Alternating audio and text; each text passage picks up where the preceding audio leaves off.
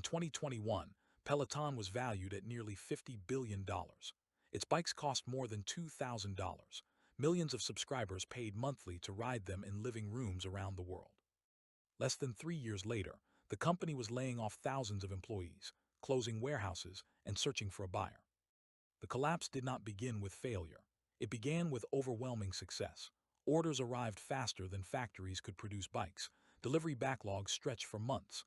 Leadership concluded the demand surge was not temporary. That assumption would reshape the company faster than the pandemic itself. The story of Peloton is not about a fitness product. It is about what happens when a company mistakes an extraordinary moment for a permanent change in behavior. Peloton launched in 2012 with a relatively simple premise: bring the boutique fitness studio into the home. The system combined three elements: a premium stationary bike, a touchscreen that streamed live classes, and a subscription service that turned exercise into a scheduled event rather than a solitary activity. The business model looked unusual for fitness equipment. Customers paid more than $2,000 for the hardware, but the long-term value came from a $39 monthly subscription that unlocked classes, metrics, and community features. Hardware created the audience. Software produced recurring revenue. By 2019, the system was working. Peloton generated $915 million in annual revenue and had built a loyal user base that treated instructors almost like celebrities. Classes were scheduled. Leaderboards created competition. Social media amplified the culture. For many users, the bike became a daily routine rather than a piece of equipment. But Peloton also depended on a fragile assumption that people would prefer exercising at home even when gyms remained available. For most of its early history, that assumption was still being tested. Then 2020 arrived. When the COVID-19 pandemic forced gyms to close, Peloton's product suddenly moved from luxury to necessity. Demand exploded. Revenue jumped from $1.8 billion in 2020 to over $4 billion in 2021. Connected fitness subscriptions passed 2.5 million. The company's market value briefly approached $50 billion. The surge created an operational problem few companies complain about. Peloton could not produce bikes fast enough. Customers waited months for deliveries. Some canceled orders out of frustration. Executives began treating manufacturing capacity as the company's most urgent constraint. Peloton committed roughly $400 million to build a large manufacturing facility in Ohio. The investment assumed one thing: pandemic demand represented a permanent shift. That belief did not seem unreasonable at the time. Millions of people had rearranged their lives around home routines. Remote work was expanding. Fitness studios remained closed or limited in capacity. The logic was straightforward. If behavior had permanently changed, Peloton needed to scale as quickly as possible.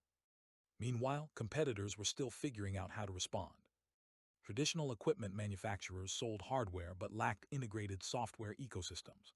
Streaming fitness services existed, but few had Peloton's brand or instructor culture. For a moment, the company appeared to occupy a category of its own. But the environment that created Peloton's growth was already starting to fade. By mid-2021, gyms were reopening across the United States and Europe. Consumers began rediscovering something Peloton could not replicate easily: the social environment of physical fitness spaces. Classes filled again. Boutique studios resumed operations. Commuting returned for millions of workers. The behavioral shift Peloton had interpreted as permanent started to look temporary. But the company had already expanded its operations for a future that assumed continued acceleration. Inventory began piling up. Factories had been ordered to produce more bikes than customers were purchasing. Warehouses filled with unsold equipment. Shipping costs increased as Peloton tried to move products faster. At the same time, the company faced a different kind of pressure: safety concerns. In 2021, the U.S. Consumer Product Safety Commission warned about injuries associated with Peloton's treadmill product, the Tread Plus. Reports included dozens of incidents and one child's death. The company eventually issued a recall affecting roughly 125,000 machines. The recall removed a major product line during a period when sales were already slowing. Yet Peloton's largest constraint was not safety or competition, it was structure. The company had built a system optimized for rapid growth: large marketing budgets, aggressive hiring, and massive manufacturing commitments. Reducing that system quickly proved difficult. Peloton had leased warehouses. signed long-term logistics contracts, expanded its workforce to more than 8,000 employees. Each of those decisions made sense during the surge. Together, they created a cost structure that assumed demand would remain extraordinary. While Peloton was expanding, another part of the fitness industry was quietly adapting. Gyms began offering hybrid memberships that included both in-person classes and digital workouts. Streaming fitness content became cheaper and widely available. The novelty of home exercise began to fade. Peloton still had loyal customers, but the growth rate that justified its valuation had vanished.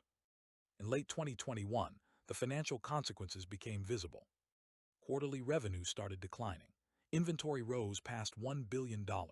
Marketing costs increased as the company tried to sustain subscriber growth.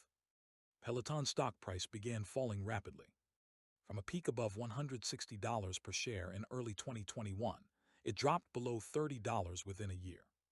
The leadership response followed a familiar pattern: stabilize the business while preserving the platform.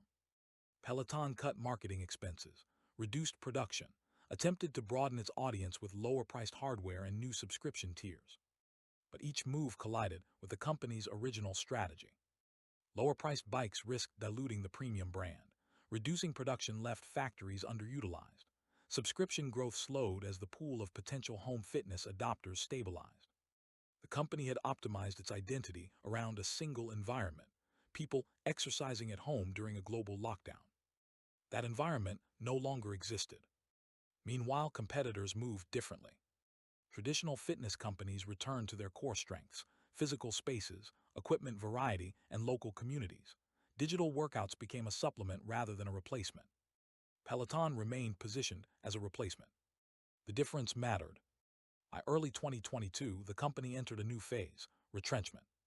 Peloton halted construction of the Ohio factory it had planned just a year earlier. Thousands of employees were laid off. Warehouses were closed. Manufacturing shifted back toward external suppliers to reduce fixed costs. Founder and CEO John Foley stepped down from the leadership role. Barry McCarthy, a former executive at Netflix and Spotify, was brought in to restructure the company. The strategy changed again. Peloton began focusing less on hardware sales and more on subscription services. The company experimented with selling bikes through retailers like Amazon and offering digital-only memberships that did not require Peloton equipment. These moves reduced some financial pressure, but they also represented a fundamental shift away from the original model that had defined Peloton's identity. The company that once insisted its ecosystem required proprietary hardware was now trying to separate the two. Revenue continued to decline through 2022 and 2023. Losses accumulated. Market value dropped below $3 billion at certain points, less than a tenth of its peak. The growth story that had driven Peloton's valuation no longer existed. Peloton never disappeared entirely. The company still sells bikes and treadmills. Millions of subscribers continue to use its platform. Instructors remain recognizable figures within the fitness community. But the scale has changed.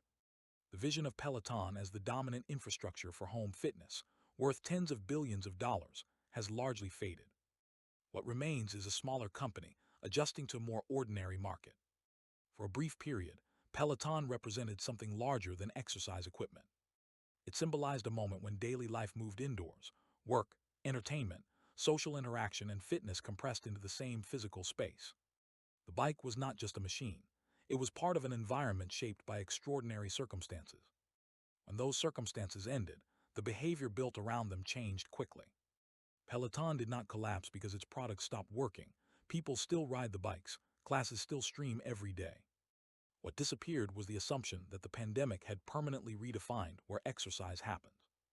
For a short time, the living room became the center of the fitness industry. Then the world reopened.